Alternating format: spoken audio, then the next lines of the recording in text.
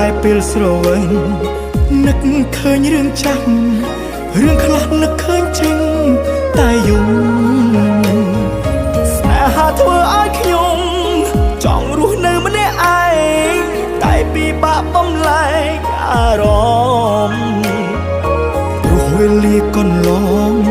គេតែងនៅក្បែរខ្ញុំ